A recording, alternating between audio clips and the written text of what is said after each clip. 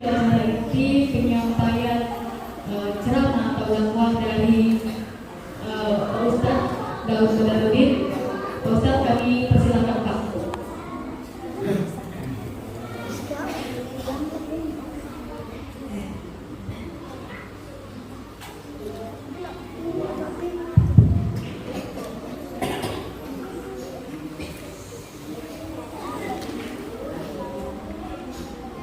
Bismillahirrahmanirrahim. Assalamualaikum warahmatullahi wabarakatuh. Waalaikumsalam warahmatullahi wabarakatuh. Innal hamdalillah nahmaduhu wa nasta'inuhu wa nastaghfiruh wa na'udzu billahi min shururi anfusina wa min sayyiati a'malina may yahdihillahu fala mudilla lahu wa may yudlilhu fala hadiya lahu. Asyhadu an la ilaha illallah wahdahu la syarika lahu wa asyhadu anna Muhammadan abduhu wa rasuluhu la nabiyya ba'd. Allahumma shalli ala Muhammadin wa ala alihi wa sahbihi wa mawala amma ba'd. Qala Allah ta'ala fi kitabil karim, a'udzu billahi minasy syaithanir rajim. Ya ayyuhallazina amanu taqullaha haqqa tuqatih wa la tamutunna illa wa antum muslimun. Yang saya hormati ayah bunda, bapak Arfan beserta ibu yang mendampingi kami di dalam perjalanan ke Teluk Sumanting, Ketua PHBI, Ketua Panitia Pelaksana Penyelenggaraan Peringatan Isra Mi'raj, aparat kampung atau yang mewakili, tokoh agama, alim ulama, pemuda-pemudi, ketua RT, bapak ibu, indah amma, patuan-patuan, kula kepalais yang dimuliakan Allah Subhanahu wa ta'ala. Bersyukur kita kepada Allah Subhanahu wa ta'ala, kita masih diberikan banyak kenikmatan oleh Allah hingga pada hari ini. Walaupun dengan segala keterbatasan dan segala kesederhanaan kita, tetapi masih bisa diberikan nikmat oleh Allah untuk bisa menghadiri peringatan Isra Mi'raj Nabi besar Muhammad sallallahu alaihi wasallam. Yang kita berharap mudah-mudahan dengan peringatan Isra Mi'raj ini, sebagaimana peringatan-peringatan hari-hari besar Islam yang lain, kita masih mau mendengar, masih mau menerima, masih mau diajak untuk menuju kebaikan demi kebaikan sebagaimana yang dikehendaki oleh Allah kepada setiap kita. Salawat dan salam kepada Rasulullah mudah-mudahan selalu tersampaikan kepada junjungan kita Nabiullah Muhammad sallallahu alaihi wasallam. Berkat perjuangan beliau, pengorbanan beliau, mujahadah beliau, Islam sampai kepada kita sekalian. Bapak Ibu majelis yang dimuliakan Allah Subhanahu wa ta'ala, kelupaan begitu. Untung belum lawas.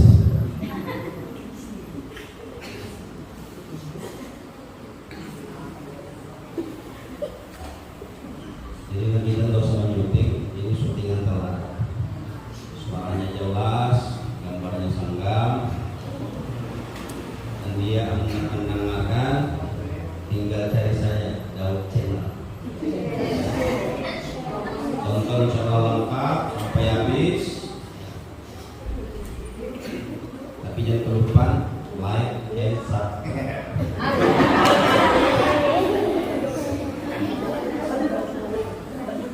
Kalau ada iklannya jangan di-skip pula. Jadi iklannya itu terlawas. Ingat sama jangan langsung dilewati. Ditonton saja sekarang. Nah itu sama dengan sedekah namanya. Baik Bapak Ibu, orang-orang tuanku keperais yang dimuliakan Allah Subhanahu wa taala. Kita sepakat hari ini memperingati Isra Mi'raj.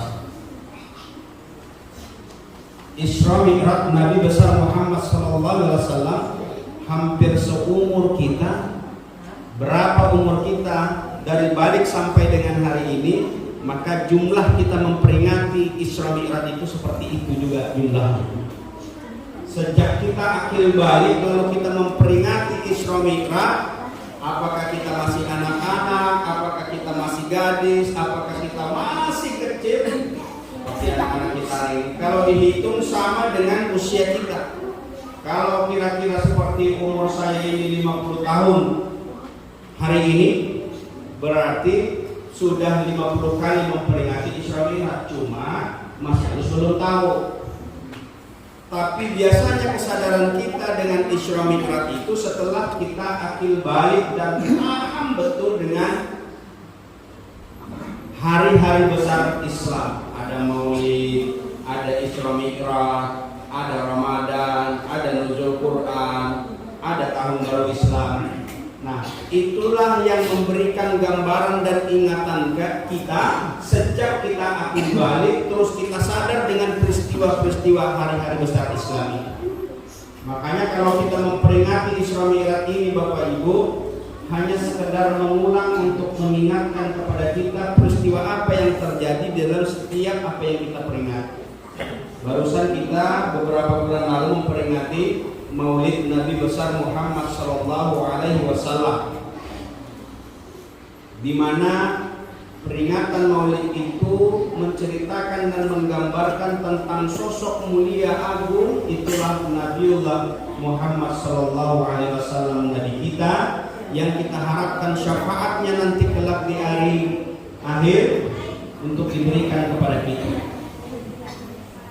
Nah, hari ini Bapak Ibu kita memperingati Isra Mi'raj.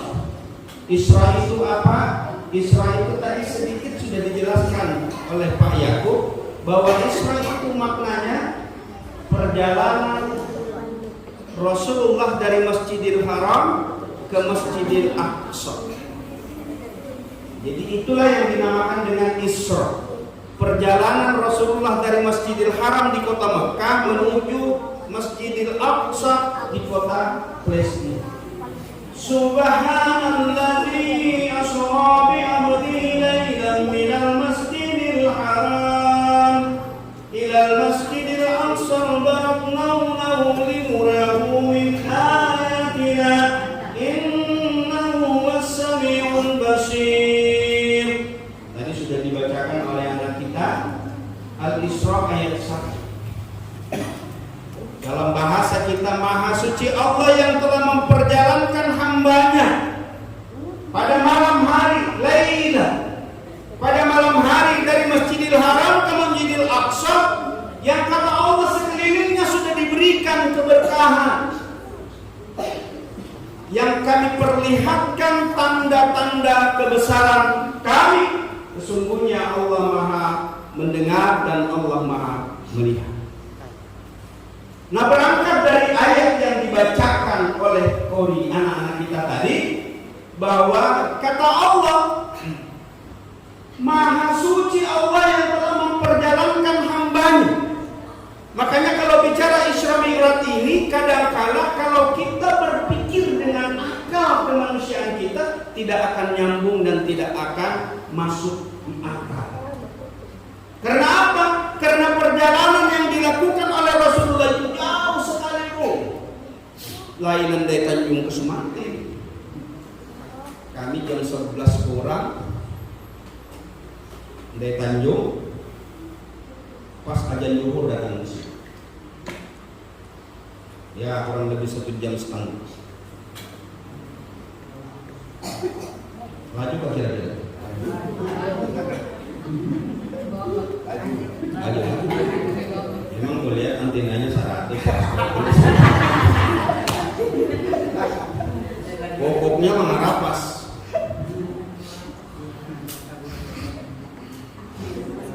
Karena waktu maulid kami di Padayang Mako, singgah dulu Ustaz di rumah. Nah waktu itu kami menginap di Tanjung Batu. Nggak ada sempat singgah ke Beliau, langsung kamar. Nah karena tahu tang janji mengarapas supaya sebelum mulai singgah dulu ke Beliau. Alhamdulillah ada juga batutung balibas. Bapak Ibu indah-indah mama kepada yang dimuliakan Allah Subhanahu wa taala. Isra itu maknanya perjalanan Rasulullah dari Masjidil Haram ke Masjidil Aqsa. Perjalanan yang jarak tempuh pada waktu itu, perjalanannya kalau dilakukan manusia pada saat itu harus ditempuh 1 bulan kurang lebih. Dari kota Mekah ke kota Palestina. Kendaraannya belum ada jet, belum ada pesawat, belum ada helikopter. Yang ada itu unta dan kuda. Maka perjalanan yang kalau dilakukan para pedagang, para musafir pada saat itu harus menempuh kurang lebih 1 bulan dari kota Mekah ke Palestina. Tetapi dilakukan oleh Rasulullah berjalannya tidak sampai 1 malam. Dia dari kota Mekah ke Palestina, lalu sampai di Palestina, lalu kemudian Allah mi'rajkan dia. Jadi pemahaman kita tentang Isra ini diperjalankannya Rasulullah dari Masjidil Haram, dari kota Palestina, dari kota Makkah menuju Masjidil Aqsa di kota Palestina.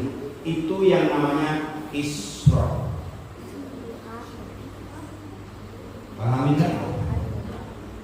Perhatian ya. Jadi Isra itu perjalanan Rasulullah dari Masjidil Haram ke Masjidil Aqsa. Nanti mi'rajnya itu adalah ketika Rasul itu diangkat oleh Allah dari Masjidil Aqsa ke langit 1, ke langit 2, ke langit 3, ke langit 4, ke langit 5, sampai langit berapa deh? Sampai langit ke-7, dan tidak sampai di 7 Allah kemudian angkat lagi Rasulullah itu ke Sidratul Muntaha. Di beberapa langit 1, 2, 3 Rasul ini bertemu dengan para nabi terdahulu. Dia bertemu dengan Nabi Ibrahim, Nabi Musa. Dalam banyak riwayat dijelaskan seperti itu. Tapi kita tidak bicara dia sedang apa di langit 1, di langit 2, di langit 3, dan di setiap tingkatan langit.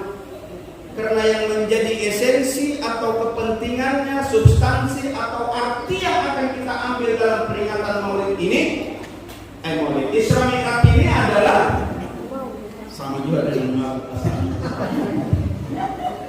Isra Mi'raj ini adalah perintah yang namanya ibadah sholat Bapak Ibu.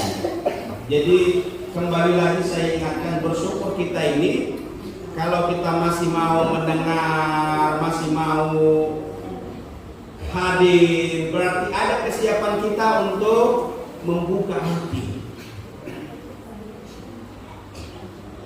Membuka hati itu modal utama kita untuk menerima hidayah Allah Subhanahu wa taala. Diajarkan oleh Allah kepada Nabiullah ketika ingin diangkat Isra Mi'raj, Rasulullah itu bukan langsung berjalan, bukan langsung dia melakukan Isra Mi'raj, tapi apa yang dilakukan oleh Allah? Dibedah dulu hati Rasulullah, dicuci dulu kalbunya, dicuci dulu hatinya. Ini mengisyaratkan kepada kita setiap kita ingin melakukan kebaikan-kebaikan harus kita pasang dulu hati yang bersih, niatan yang tulus. Maka dari setiap aktivitas dan pekerjaan kita, terlebih-lebih ibadah kepada Allah Subhanahu wa taala, kita berangkatnya dari niat hati yang ikhlas Bapak Ibu. Nah, mudah-mudahan kalau kehadiran kita ini ada juga yang terpaksa, ada juga ada nyaman, ada juga daripada dada digawai. Apalagi Tanah Riau disuruh terus diumumkan berulang-ulang. Lebih dari 10 kali terutama mengumumkan. Kalau nak mulai kita ini berbicara, kalau nak mulai kita ini berbicara, turun kepada air. Nah, alhamdulillah. Terlepas niat apapun hari ini kita miliki, saya ingin mengajak kepada kita semua, ayo ruang semua. Sopan dengan tetangga, sopan dengan indah ini, sopan dengan anu bapak ini, sopan dengan hilangkan keparais.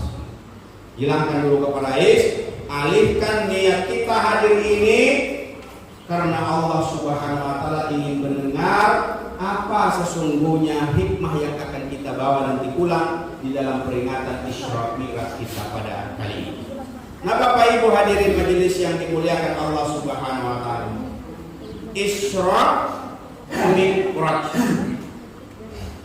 Ketika Allah sudah memperjalankan hambanya, bahwa yang menjadi pertanyaan orang-orang yang menjadi ragu bahwa apa benar terjadi yang namanya Isra Mi'raj ini, itu tidak dengan logika atau berpikir logika. Karena jarak tempuh yang sangat jauh, sesuatu yang mustahil tidak bisa dilakukan manusia pada saat itu, tapi dilakukan oleh Rasulullah karena ada yang menggerakkan, karena ada sesuatu yang memang sangat dahsyat dan luar biasa. Itulah Allah Subhanahu wa taala. Itu makanya subhanallazi asra kata Allah. Maha suci Allah yang telah memperjalankan hambanya. Maka di situ konsep ayat mengajarkan bukan Rasulullah yang ingin berjalan, tapi Allah memperjalankan hambanya di waktu malam. Artinya Rasulullah itu tidak dengan kehendaknya sendiri, tapi dia mendapat perintah dan perintah itu dia taunya beres. Didampingi oleh malaikat Jibril yang kita kenal dengan kendaraannya bernama Buraq. Jadi bukan Buraq pesawat. Nah, Bapak Ibu hadirin majelis yang dimuliakan Allah Subhanahu wa taala. Inti dari peringatan Isra Mi'raj ini bahwa setelah nanti Rasulullah bertemu dengan Rabb Allah Subhanahu wa taala, diperintahkan kepada Rasulullah untuk membawa kabar berita kepada kita nabinya Muhammad sallallahu alaihi wasallam, yaitu perintah sholat 50 kali dalam sehari semalam. Sanggup gak kira-kira Bu, kamu 50 kali sehari semalam? 50 kali.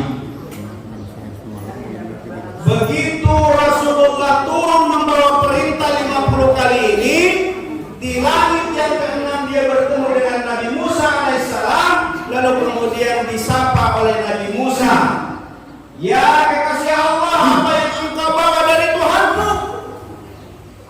Maka Rasulullah menjawab, "Aku membawa perintah sholat 50 kali dalam sehari semalam." Maka kata Nabi Musa, "Engkau kembali kepada Tuhanmu, minta dikurangi. Terlalu banyak kalau perintah sholat 50 kali dalam sehari semalam." Baliklah Rasulullah untuk kembali menghadap Allah Subhanahu wa taala. Dalam riwayat berbolak-balik, begitu dia naik minta kepada Allah, dikurangi 5, turun. Jadi berapa? Jadi 45. Begitu lagi turun, bertemu dengan Nabi Musa, ditanyakan lagi, bagaimana sudah dikurangi? Sudah dikurangi. Jadi berapa? Jadi 45. Kau kembali lagi kepada Tuhan. Dikurangi lagi 50, 45, 45, 40, 40, 35, 35, 30, 30, 25, 25, 20, 20, 15, 15, 10, 10, 5. Tinggal 5 Bu. Begitu Rasulullah sudah membawa perintah sholat yang dikurangi 5, dikurangi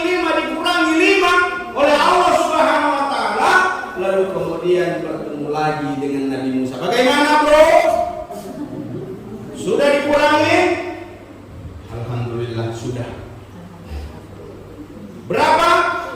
5 terakhir.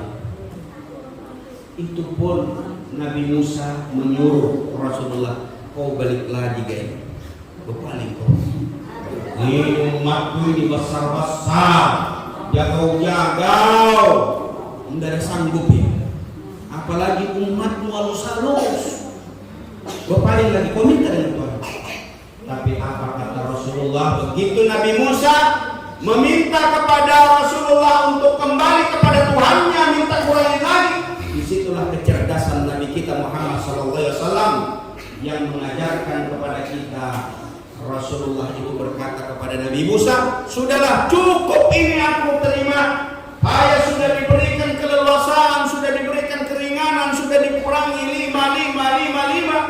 Dari 50 sampai menjadi 5. Bahkan kata Allah, sekalipun dikurangi 5, tetap kebaikan dan hitungan Allah di mata Allah setiap kita mengerjakan yang 5 ini tetap hitungannya 50 kali. Karena setiap satu kali kebaikan akan diberikan ganjaran 10 kali. Berarti kalau kita mengerjakan 5 kali, sama hitungannya dengan 50 kali. Jadi Nabi Musa itu menyuruh kembali Bapak Ibu untuk minta dikurangi karena dia tahu umatnya Muhammad, umatnya kita ini kecil-kecil sementara umatnya Nabi Musa itu besar-besar. Kata Rasulullah tidak mampu. Tapi Rasulullah mengajarkan kepada kita bahwa kalau sudah minta 1 kali tidak apa-apa, minta 2 kali biasa saja, minta 3 kali juga biasa-biasa juga. Tapi kalau sudah minta terus-menerus, nah disinilah Rasulullah mengajarkan kepada kita tentang tahu dirinya kita terhadap orang lain. Jangan minta terus, jangan bergantung terus. Kamu minta sekali 2 kali tidak apa-apa, minta sekali 2 kali 3 kali masih biasa-biasa saja.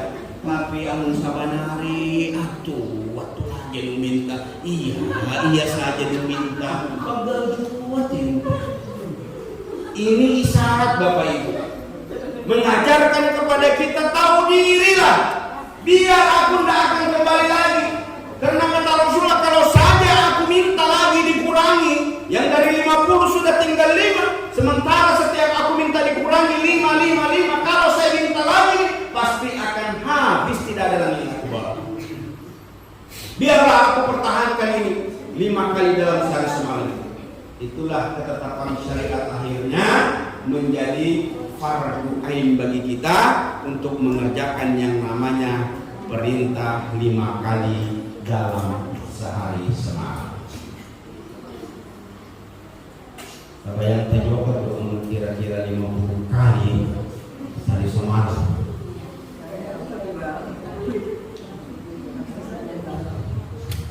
Tidak ada lagi kita kawal yang terbuka.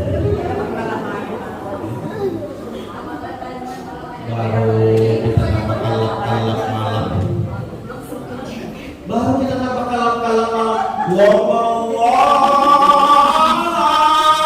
akbar. Tapi kita tidak tahu namanya 5 waktu itu sholat apa saja judulnya.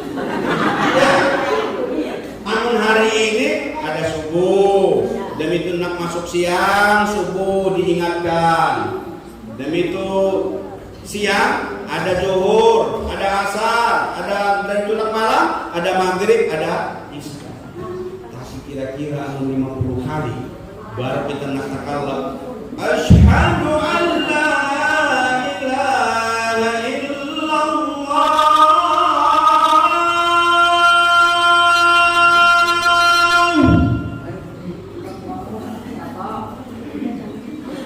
Orang sedang rajin demi tidak dapat bangun.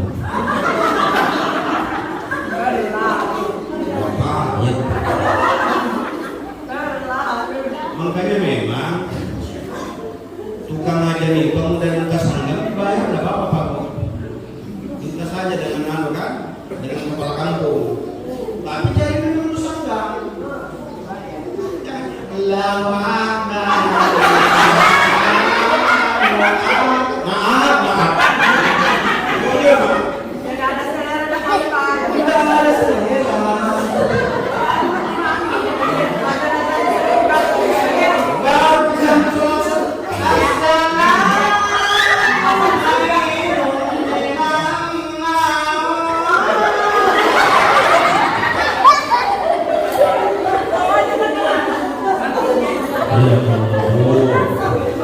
Kira-kira demikian. Seharusnya as-salatu khairun minan naum, lebih baik sholat daripada tidur. Tapi karena ajannya dari itu, lebih baik tidur daripada sholat. Kata yang selimut kepali. Nah, Bapak Ibu hadirin majelis yang dimuliakan Allah Subhanahu wa taala. Makanya tidak bisa terbayang bagi kita kalau sholat itu sekiranya 50 kali dalam sehari semalam, sementara ada waktu sehari semalam itu 24 jam. Berarti 24 jam kalau kita bagi itu setengah-setengah jam harus kita hayya 'alal falah. Allah itu sebenarnya begitu seruan aja, hayya 'alas shalah itu sebenarnya Allah memanggil kita. Dia ajak, ayo sholat sholat kita kumpul sholat. Hayya 'alas shalah. Karena apa? Karena sholat ini perintah Allah, fardu ain bagi kita yang tidak bisa ditawar-tawar. Perintahnya beda dengan ibadah-ibadah lain. Kalau zakat, puasa, haji itu cukup malaikat Jibril yang membawa. Tapi begitu urusan sholat, Rasulullah diundang langsung oleh Allah untuk menerima yang namanya perintah sholat. Itu makanya Bapak Ibu, indah sama orang tua pada jangan dilambat-lambatkan, jangan disepelekan dalam namanya sholat ini. Biar kita hidup pas-pasan, hidup tidak ada kecukupan. Tapi yang sholatnya mantap, sholatnya sanggam, insya Allah inilah sebaik-baik bekal kita Bapak Ibu. Allah itu Maha Rahman, Maha Rahim. Dari 50 kali yang diperintahkan kepada kita, cukup hanya sekadar 5, tapi imbalannya, balasannya kata Allah sama dengan hitungan 50 kali dalam sehari semalam. Begitu kita mengerjakan sholat 50 kali, anggap kita Bu, baru katakanlah Allah ajan, baru kita tabakan Allah ajan, baru kita nak turun ke laut marini Allah ajan, baru kita nak ke kapal mencangkul Allah ajan, baru kita nak menunggu kita Allah ajan. Itu. Jadi kita merhatikan. Ya Allah ya Rabbi. Dapat mengapa kita setiap setengah jam ajan Bu? Tapi ternyata kasih sayangnya Allah diperintahkan 5 kali dalam sehari semalam ini. 5 kali dalam sehari semalam ini sudah ada 2 bagi titik. Ada aturan sudah sedemikian rupa. Masuk malam, siap kita menyambut malam, masuk maghrib. Ini yang biasanya lebih mudah dan lebih banyak jamaahnya. Biasanya. Tapi tidak tahu kamu semantinya nih Pak. Belum pernah coba malam semanti ini. Mudah-mudahan ada waktu yang coba malam di situ. Nak melihat maghrib misalnya saja ya. Namun sesapini penuh, woi luar biasa tuh. Karena kalau maghrib bisa ini biasanya jamaah tetap. Jamaah tetap itu. Apalagi setelah subuh, itu pasti permanen oleh.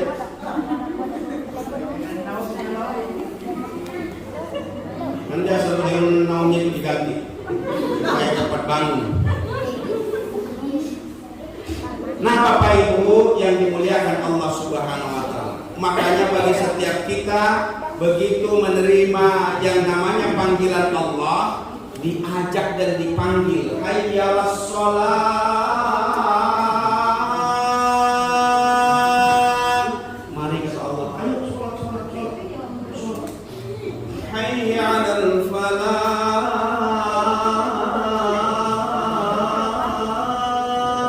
Allah itu mengajak dan menjanjikan kemenangan. Mari menuju kemenangan. Hayya 'alal falah kata Allah. Kemenangan apa yang diajak Allah kepada kita?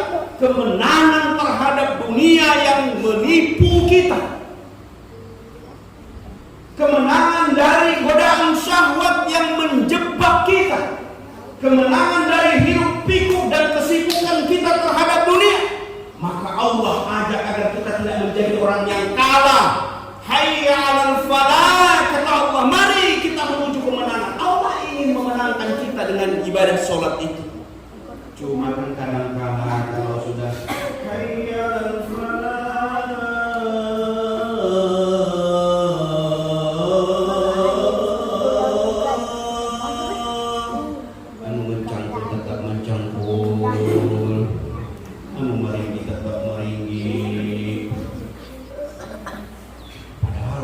Allah ini mengajak kepada kita. Makanya Allah ada interval waktu. Interval waktu itu jarak waktu, Bu. Maghrib dan Isya itu ditukukan yang terlalu jauh. Supaya apa? Supaya Maghrib dan Isya ini jangan sampai melepas sampai kita tidur. Ditukukannya waktunya. Paling lawas sejam jaraknya. Syukur-syukur wudhu Maghrib kita sama dengan wudhu Isya kita. Cukup satu wudhu. Syukur-syukur artinya apa? Sejak Maghrib sampai Isya dia berjaga-jaga menunggu waktu Isya. Karena amun Maghrib tidak kita jaga, Isya juga biasanya itu lalai. Karena kita ngangal bekerja, akhirnya kita tertidur. Jadi interval waktu atau jarak Maghrib dan Isya ini sangatlah dekat. Allah kasih dan sayang kepada kita agar ibadah malam kita ini benar-benar kita bisa lewati begitu kita akan masuk kepada malam sholat Maghrib dan Isya. Makanya saya mengajak kepada Indah Amma, saudara-saudara khususnya yang laki-laki, makmurkan masjid ini. Makmurkan masjid ini. Berlomba-lomba kita untuk bagaimana kita bisa memakmurkan masjid ini. Kalau kita bayangkan zaman-zaman dulu, zaman-zaman bapak-bapak kita yang mungkin sudah 4 zaman, dari Pak Imam pasti ini merasakan kan. Banyak apa dulu telok sumanting, banyak apa dulu kasai, tidak dapat kita bawa mobil, tidak dapat kita bawa motor, tidak dapat kita bersepeda. Bapak balaya, bapak saya. Tapi hari ini bapak ibu, anak-anak kita hanya dapat membawa motor, mengikukus kemana-mana. Namun dari menjaga-jagai, habis apa dilanggarnya. Tidak sedikit juga anak-anak orang, namun kalau memakai motor dari dijagai, habis. Ada talanggar yang listrik, ada kajurang rungkap, ada kaparik, banyak. Kamu kalau apa bisa? Sisa mati. Makanya diingatkan anak kita ini. Kenapa dia jadi motor? Walaupun polisi juga bising tuh. Yang kita lihat ini belum waktunya. Tapi nak mencoba menjadi gula, apalagi minyak tanah. Sakit kalau berputar-putar kalau jalan batas motor kan. Kalau mahal tidak ada pulang. Nah, Bapak Ibu majelis yang dimuliakan Allah Subhanahu wa taala. Interval atau jarak waktu sholat Maghrib dan Isya itu didekatkan oleh Allah supaya ini masuk kepada malam kita ini, jangan sampai lewat ini Maghrib dengan Isya. Manuk itu Bu, manuk lagi belum ajan talatin lebih kandang. Dan itu juga amun hendak siang belum atau subuh Allah ya pokok. Jadi jangan sampai kita kalah andai manuk. Manuk tahu pulang ke kandangnya itu bagian daripada pengingatan kepada kita. Semua makhluk yang ada di permukaan bumi ini, bahkan hewan melata sekalipun, itu juga sujud kepada Allah Subhanahu wa taala. Tentu dengan cara mereka masing-masing. Nah, kita ini sudah diatur sedemikian rupa untuk sujud dan rukuk kepada Allah Subhanahu wa taala melalui perintah yang namanya ibadah sholat.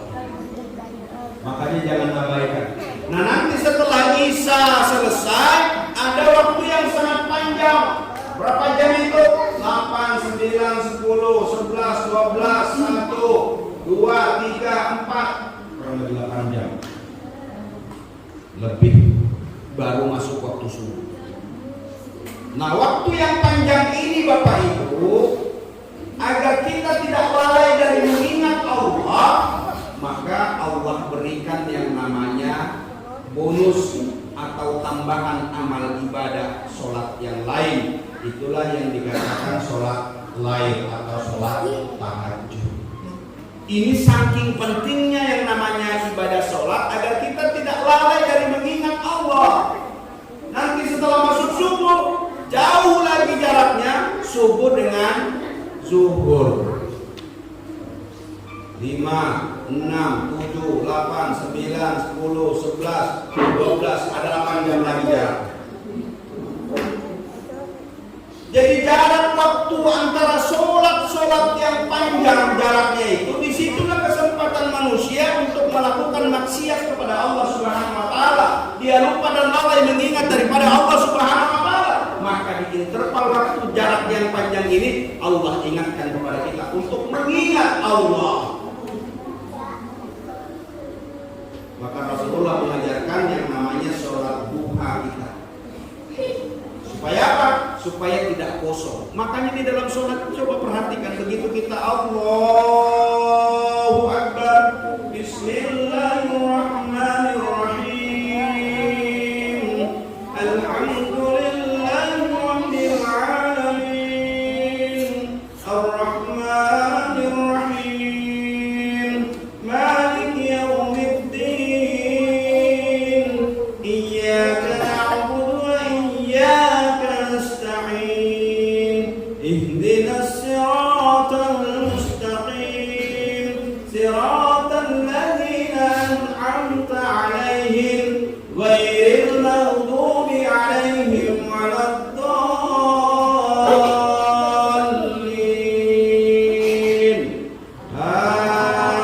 آمين. Bu, begitu kita masuk kepada sholat takbiratul ihram sampai kita masuk kepada bacaan, terus kita berpindah dari rukun ke rukun, apa yang kita ucapkan? Perpindahan dari rukun ke rukun, apa yang kita ucapkan Bapak Ibu?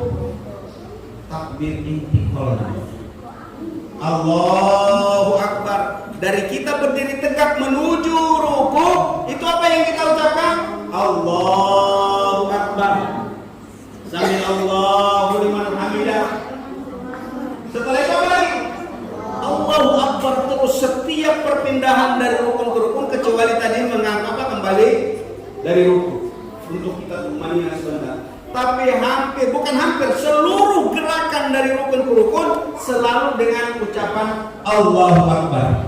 Ini artinya tidak ada peluang bagi kita untuk melalaikan mengingat Allah Subhanahu wa taala. Jadi sedikit-sedikit setiap gerakan itu kembalikan Allah yang besar, yang lain halus, yang lain kecil, yang lain tidak apa-apanya. Allahu Akbar. Berapa lama kita Allahu Akbar itu? Paling lawas kita sampai yang itu 5 menit, Bu. 5 menit itu terlalu kaya itu. Setiap waktu 5 menit itu terlalu kaya. Nah, tapi ada 2 yang lebih daripada itu.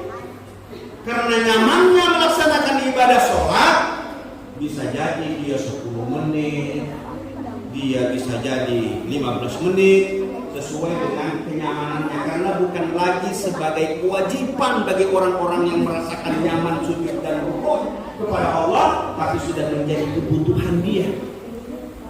Itulah sesungguhnya yang kita inginkan. Tapi okelah, kalau hari ini belum menjadi sebuah kebutuhan, tapi menjadi kewajiban kita. Kalau masih menjadi kewajiban, itu beban tersendiri buat kita. Tetapi itulah konsekuensi kita. Asyhadu an la ilaha illallah wa asyhadu anna Muhammadar Rasulullah. Jadi kita itu bersaksi bahwa tiada Tuhan selain Allah dan Muhammad itu utusannya. Salah satu konsekuensi itu bahasa apa? Mengerti pula konsekuensi itu apa bahasa benua lah? Janjilah paling mudah. Komitmen kita. Namun kita berjanji dengan orang, ada komitmen yang harus kita tepati. Nah, ucapan kita kepada Allah, saya bersaksi bahwa tiada Tuhan selain Allah, Muhammad itu adalah utusannya, maka itulah sebagai bentuk janji dan ikrar kita kepada Allah Subhanahu wa taala. Kalau kita berhutang dengan orang lain, lalu kita mengucapkan, insya Allah aku akan bayar ini sekian bulan, aku akan bayar ini sekian tahun, aku akan bayar ini sekian. Itu adalah janji kita. Dengan janji itu ada konsekuensi. Artinya apa? Ada akibat kalau janji itu tidak kita tepati. Coba kalau kita berjanji, pinjam aku dulu hewanmu. Berapa Anda? Tidak banyak. 15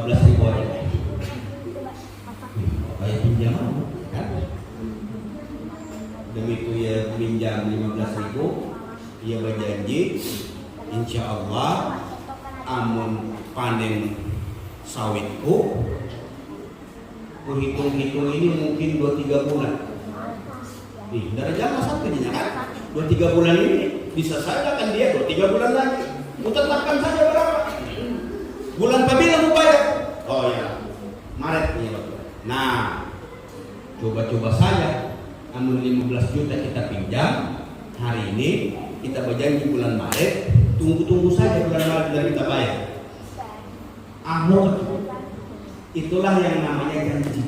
Maka ketika kita bersyahadat, itu adalah janji kita kepada Allah Subhanahu wa taala. Maka konsekuensinya yang dikatakan tadi, begitu kita bersyahadat kepada Allah, itu adalah ikrar, sumpah dan janji kita untuk menempati apa yang menjadi perintah-perintah Allah dan apa yang menjadi larangan-larangannya. Itu yang mesti kita lakukan. Kalau tidak, maka ada resikonya. Nah, cuma yang menjadi persoalan Bapak Ibu, resiko itu tidak bisa kita samakan dengan utang tai. Amun utang tai kita telah ujung-ujung berjanji nak membayar bulan Maret, ternyata uang itu belum ada, ya mau nggak mau kan kita bertahan cepat, menahan muka, makanya berjanji Maret. Padahal sawitnya telah keluar, telah bertimbang, telah menerima, malah di muka rumah aja ada motor baru. Yang mau bayar ini, ya kan bukan? Amun manusia dengan manusia langsung kontan dalam artian dia supan, dia bunyikan, jadi pembicaraan orang. Tapi begitu dengan urusan Allah ini tidak langsung sekaligus. Orang yang tidak sholat sampai meninggal dunia pun ada, Allah tidak tampakkan akibatnya. Begitupun orang yang taat, ada yang memang dia tidak tampakkan kebaikan atau balasannya. Karena apa? Walal akhiratu khairu wa abqa. Allah janji dan sempurnakan setiap amalan kita itu nanti di akhirat, bukan di dunia. Adapun di dunia orang mendapatkan kenyamanan bukan karena tergantung ibadah yang dilakukan manusia. Karena kalau kita berpatokan orang yang mendapatkan rezeki yang banyak, nyaman hidupnya secara ekonomi, secara materi, maka para nabi dan sahabatlah orang-orang yang berduit dan orang-orang kaya. Tapi nyatanya Rasulullah sendiri bukan orang yang berduit. Tapi tidak berduitnya Rasulullah berapa ratus unta ketika dia menikah. Itu tidak berduitnya Rasulullah. Artinya Bapak Ibu, jangan mengukur kesenangan dunia itu dengan amal ibadah kita. Makanya apa kata Allah dalam Quran surat Hud ayat 15? Kata Allah, barang siapa yang menghendaki kehidupan dunia dan perhiasannya, maka kata Allah akan diberikan balasan dengan sempurna tanpa dikurangi sedikit pun dari apa yang dia kerjakan di dunia. Artinya apa? Kalau kita mau usaha, kalau kita mau ikhtiar, kalau kita rajin, kalau kita mau mengambil dunia dan perhiasannya, Allah itu tidak halangi. Dia akan berikan. Lain kasus kata Allah, tidak akan dirugikan. Makanya kalau orang-orang yang berduit, orang-orang yang kaya, coba kita lihat, apakah dia mesti orang alim dulu? Tidak kan? Orang-orang kafir sekalipun malah lebih banyak, lebih kaya dibanding kita. Artinya apa? Ibadah itu bukan ukuran kaya dan miskin. Tetapi di dalam konsep Islam diajarkan kepada kita, setiap melakukan kebaikan ini niatkan akhirat kepada Allah Subhanahu wa taala. Artinya lillahi ta'ala kita ini yang menjadi landasan berpikir dan bekerja kita. Sehingga ini yang sering saya istilahkan, tanam rumput akan tanam padi akan tumbuh rumput. Kalau tanam rumput tak akan bakalan tumbuh padi. Jadi kalau niatan kita ini menghadiri majelis seperti niatnya mencari ridho Allah Subhanahu wa taala, ada banyak hal yang akan kita dapatkan. Yang pasti niat karena Allah itu dicatat sebagai pahala dan amal kebaikan kita. Tapi di dunianya rumputnya apa? Rumputnya ya kita bisa bertemu, bersilaturahmi dan lain sebagainya. Kebaikan-kebaikan juga akan menyusul. Nah, Bapak Ibu hadirin majelis yang dirahmati Allah Subhanahu wa taala, kembali kita kepada perintah ibadah sholat. Anak-anakku sayang, coba perhatikan kalau awas lagi nih. Ya, lihat ke sini ya. Lihat ke sini sayang. Nah, Bapak ya betul kayak ini dan kita berlimpah-limpah. Bapak Ibu yang dimuliakan Allah Subhanahu Wa Taala. Dengan awas lagi. Kalau setengah jam lagi. Sanggup nggak setengah jam lagi? Jadi ibadah sholat ini Bapak Ibu nanti yang pertama kali dihisab, yang pertama kali dihitung, yang pertama kali di-SPJ-kan, yang pertama kali dipertanggungjawabkan. Namun kita meng-SPJ-kan urusan-urusan dunia dapat dia kalah kali. Lu tanya dapat digawe. Malah sekarang ini tawar-tawari. Kota kosong Pak. Iya Pak. Kota kosong Pak. Harganya tetap ini Pak. Itu dunia. Tapi akhirat nggak ada dapat kita kosong.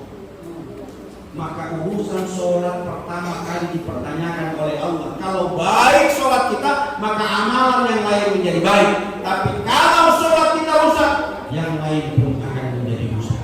Itu makanya infak dan sedekah, zakat, haji. Kalau kita sudah lakukan lalu kemudian tidak pernah melaksanakan ibadah sholat, semuanya nihil. Karena orang-orang kafir juga melakukan. Dia infak, dia sedekah, dia membantu baik kepada orang, tapi ukurannya dia tidak sholat. Makanya sholat itu salah satu tanda atau ciri yang membedakan antara muslim dan kafir, orang beriman dan tidak beriman. Makanya Bapak Ibu, agar nanti kita ini lepas dari hisab dan pertanggungjawaban kita kepada Allah Subhanahu Wa Taala, jaga dan rawat yang namanya ibadah sholat ini. Paksakan saja tidak apa-apa Bu, paksakan. Karena kadang-kala yang menjadi alasan kita itu kan ngengal, salah-salah, kusau. Apalagi setelah kita abut acara pengantinan, perkawinan, luntur, saya anak baudu, bayar mahal-mahal, merah, kuning, hijau, hitam. Baru waktu zuhur masuk, ini apa yang membau? Luntur pulang, maka kalau bayar 150.000.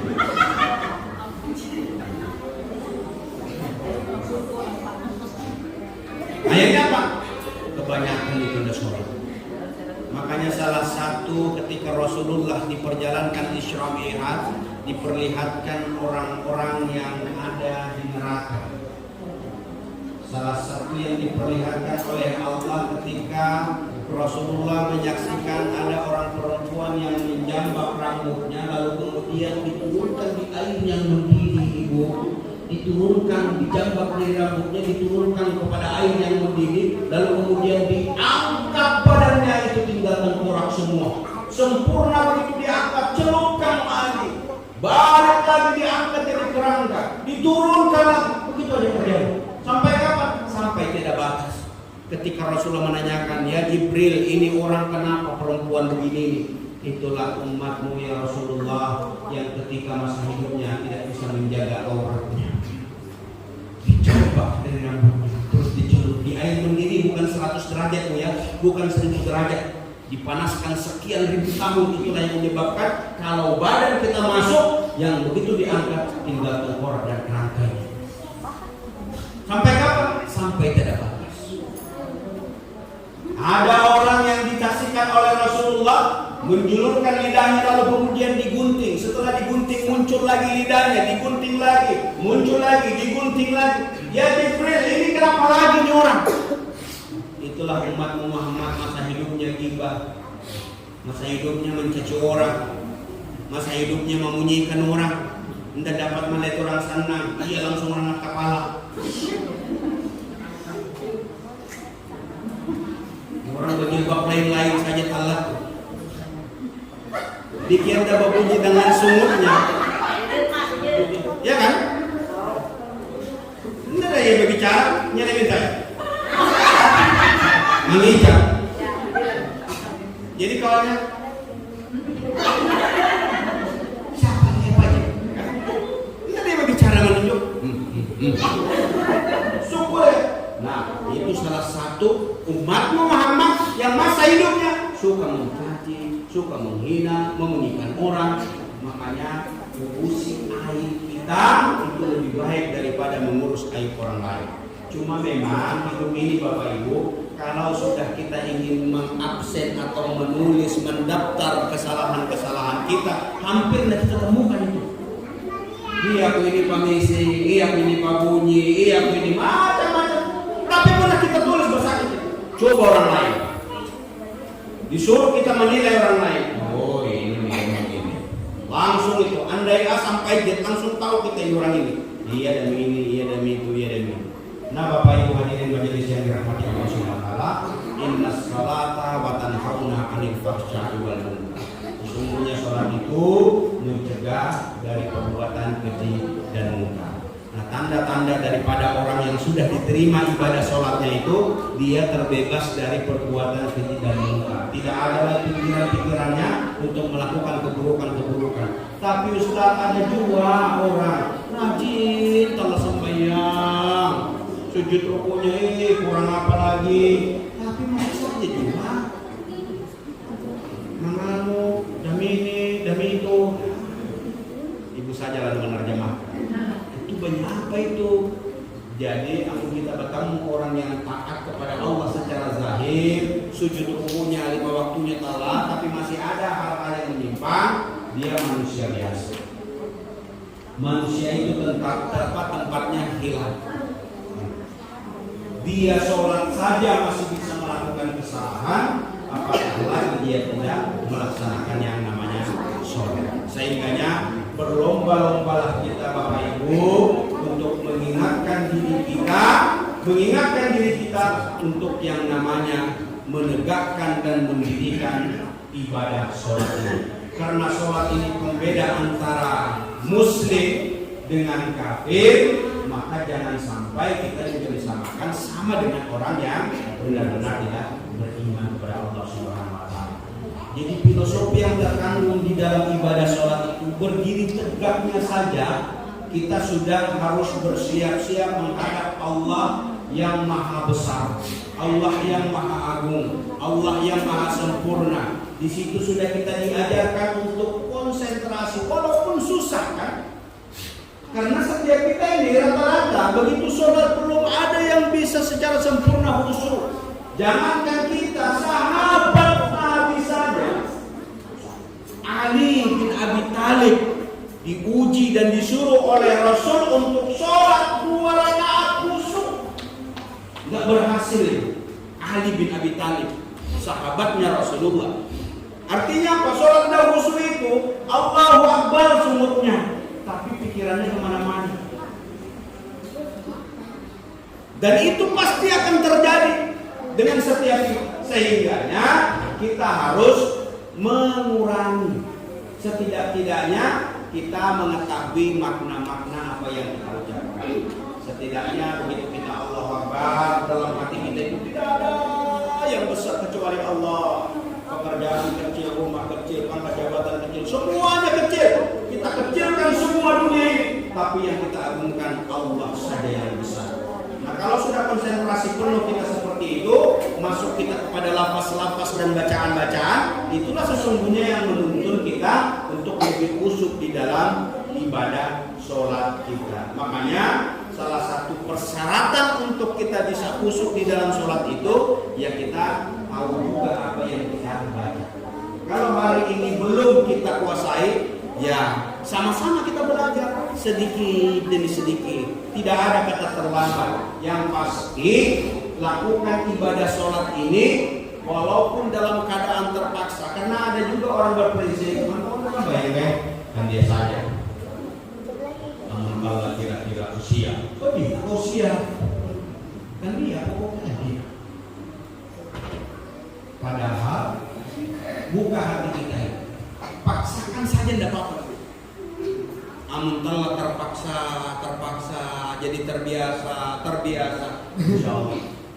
terbuka pintu hati kita, maka orang-orang yang sudah sujud lama, rukuk lama, melaksanakan ibadah sekencang-kencangnya, sekuat-kuatnya, pelan-pelan dia akan memperbaiki kualitas ibadah.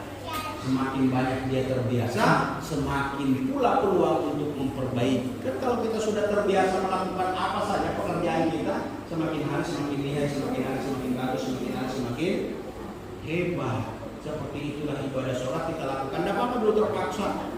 Malu kita dengan mertua, malu dengan menantu, malu dengan tetangga, malu dengan siapa, malu dengan sesama manusia pun juga. Bukan saya mengajarkan malu melakukan ibadah itu berangkatnya untuk melakukan ibadah, bukan.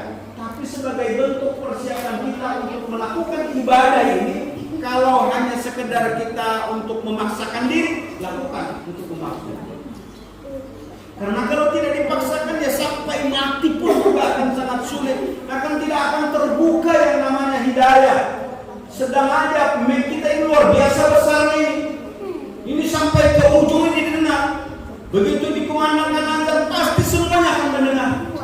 Tapi apa yang terjadi? Sudah jelas-jelas dikumandangkan azan, malah ngebut-ngebut di muka.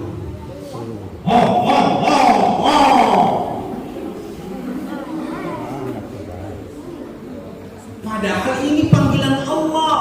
Sudahlah kau tidak datang, hargailah setidak-tidaknya seperti itu. Inilah etika kita. Nah, Bapak Ibu hadirin majelis yang dimuliakan Allah Subhanahu wa taala, saya mengajak kepada diri pribadi dan keluarga saya dan kepada seluruh anggota kita Parais, mari kita sama-sama tegakkan yang namanya sholat. Tidak bisa kita berdiri, kita duduk. Tidak bisa kita duduk, kita boleh lakukan dengan berbaring. Tidak bisa dengan berbaring, lakukan dengan isyarat. Kalau dengan isyarat juga tidak bisa, berarti kita yang disolatkan. Terakhir sudah dikubur. Makanya sholat ini tidak ada yang tawar-menawar, apalagi laki-laki. Laki-laki tidak ada lagi yang namanya halangan, tidak ada tamu laki-laki ini. Sesibuk apapun dia, sholat dalam keadaan sakit pun itu diwajibkan, dalam perjalanan diwajibkan. Makanya diberikan yang namanya rukhsah atau keringanan. Kalau kita dalam perjalanan atau musafir, boleh kita menjamak dan pasar. Di maulid kemarin sempat kita bahas terkait jamak dan pasar. Mudah-mudahan masih ingat Bapak Ibu. Artinya saking bahwa yang namanya perintah sholat ini dalam peperangan sekalipun tetap diwajibkan. Satu pasukan yang berjaga, satu melaksanakan ibadah sholat. Jadi saking kita yang tidak ada perang, tidak ada terlalu sibuk, tidak ada yang selalu mengkhawatirkan, maka lakukanlah. Allah itu akan memudahkan jalan kita di dalam kita melakukan ibadah sholat. Kalau kita sungguh-sungguh, tapi kalau kita belum-beluman sudah alasan kita sekian banyak, sibuk, ngangma, macam-macam, maka di situ juga iblis dan setan akan mempropaganda kita. Sehingga apa? Apalagi bini-bini. Kamu telah mendapat tamu 5, 6, 7 hari atau paling lama ada 15 hari misalnya. Ini lakinya udah sama yang ini masih ada, padahal telah dapat ada bisa robek. Jadi Bapak Ibu, khususnya ibu-ibu, kalau sudah haid itu benar-benar selesai di waktu zuhur, wajib baginya untuk mengerjakan dengan namanya sholat zuhur. Begitu selesai waktu subuh, maka wajib kemudian dia mengerjakan. Nah, kadang-kala orang perempuan selalu diulur-ulur. Belum sampai ya? Masih ada. Ini kan lakinya Bang, masih ada ini. Sangat lagi. Padahal kalau habis, padahal lakinya anak tua. Nah, Bapak Ibu hadirin majelis yang dirahmati Allah Subhanahu wa taala, mari saya mengajak kepada semuanya melalui Isra Mi'raj ini, mari kita makmurkan masjid ini. Siap Bapak Ibu? Nah, Anda kompak ya. Siap Bapak Ibu? Siap. Ibu-ibu kalau tidak bisa meramaikan masjid karena keutamaan ibu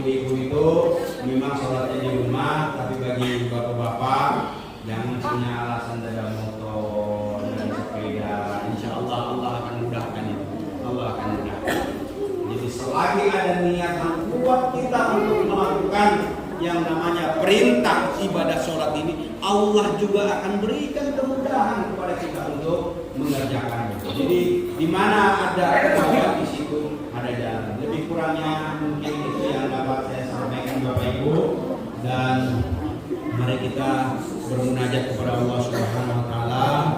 Mudah-mudahan ini langsung doakan mudah-mudahan peringatan Isra Mi'raj kali ini memberikan bekas kepada kita, ya. Semoga peringatan Isra Mi'raj yang intinya kita diwajibkan mengerjakan yang namanya sholat 5 kali dalam sehari semalam. Al-Fatihah. Bismillahirrahmanirrahim.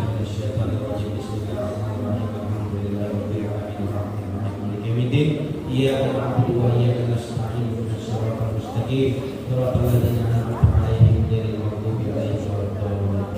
Amin ya Allah. Bismillahirrahmanirrahim.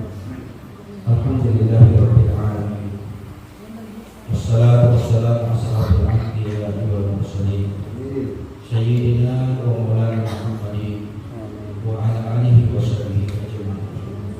Ya Allah ya Rabbi, ampuni ya Allah dosa-dosa kami ya Allah. Dosa kedua orang tua kami ya Allah. Dosa yang lalu, dosa hari ini, dosa yang akan datang. Kami bertobat sebenar-benar tobat kepada Engkau ya Allah. Ampuni ya Allah segala kesalahan kami ya Allah. Kami sadar ya Allah betapa kami banyak dosa, banyak melakukan kesalahan kepadamu ya Allah. Ampuni ya Allah dosa-dosa kami itu ya Allah.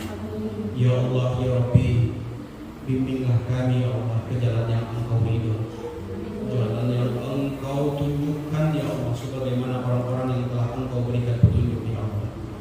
Bimbing anak cucu dan keturunan kami ya Allah menjadi hamba-hamba yang taat kepadamu ya Allah, yang mau sujud dan rukuk kepadamu ya Allah. Karena kami sadar ya Allah, sujud dan rukuk kami adalah yang akan pertama kali kami pertanggungjawabkan di hadapan-Mu ya Allah. Mudahkan hati kami ya Allah, ringankan kaki kami untuk menuju masjid ya Allah. Mudahkan kami ya Allah untuk melakukan ibadah sholat ya Allah. Berikan kemudahan hati kami ya Allah untuk terus istiqomah kepadamu ya Allah. Jadikanlah kami ya Allah hamba yang pandai bersyukur atas segala nikmat yang telah Engkau berikan kepada kami ya Allah. Nikmat yang tak terhitung, hikmat yang tak terhingga ya Allah, begitu banyak Engkau berikan kepada kami ya Allah. Ya Allah ya Rabbi, jadikanlah anak cucu dan keturunan kami ya Allah anak-anak soleh dan soleha ya Allah, cerdas berpikir ya Allah, menjadi generasi Qur'ani ya Allah, menjadi pembimbing dan pengganti kami yang jauh lebih baik daripada kami hari ini ya Allah. Ya Allah ya Rabbi, hanya kepada Engkau kami memohon ya Allah, hanya kepada Engkau ya Allah kami meminta. Allahumma inna nas'aluka salamatan fid din wa afiyatan fil jasad wa ziyatan fil ilmi wa barakatan fil rizqi wa taubatan qabla al-maut wa rahmatan indal maut wa maghfiratan ba'da al-maut. Allahumma hawwin 'alaina fi syaratil maut wa naj'alna hisab. Rabbana hab lana min azwajina wa dhurriyyatina qurrata a'yun waj'alna lil muttaqina imama. Rabbana atina fid dunya hasanah wa fil akhirati hasanah wa qina azabannar. Subhana rabbika rabbil izzati amma yasifun al mursalin walhamdulillahi rabbil alamin. Bapak Ibu, Indah Amma Patuan Pulang Rais, mohon ridho, mohon maaf lahir dan batin jika ada kalimat ucapan penyampaian kami yang kurang berkenan di hati. Sekali lagi kami mohon dimaafkan. Kesalahan datangnya dari kami, kebenaran datangnya dari Allah Subhanahu wa taala. Wabillahi taufiq wal hidayah. Assalamualaikum warahmatullahi wabarakatuh.